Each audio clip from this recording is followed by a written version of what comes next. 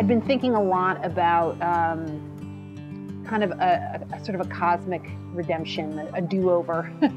Like, you know, can you change a habit that you've had for a really long time and kind of get yourself into a sustainable place? That's how I think about this, I believe, is people using their own voices to tell their very, very personal stories. To actually write from your heart something that's so deeply personal and to tell it in your own voice was terrifying, and it was fabulous.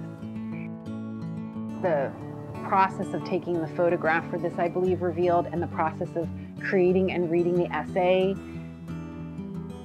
involved a paradox, a bit of a paradox for me, because what you're doing is you're making yourself incredibly vulnerable. You're telling a very personal story, which in my case was sort of an embarrassing story, and you're doing it in front of everybody. But I think being vulnerable and making yourself vulnerable, whether that's to one person or to thousands of people, I think is also a real sign of strength.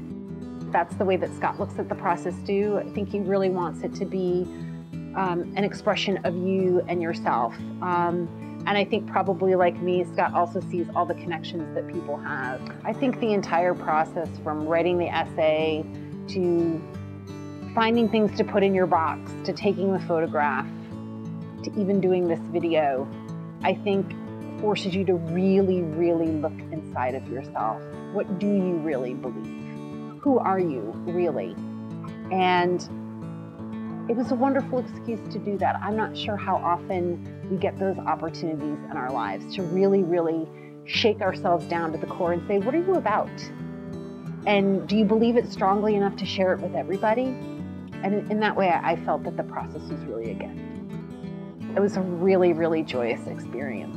I loved it.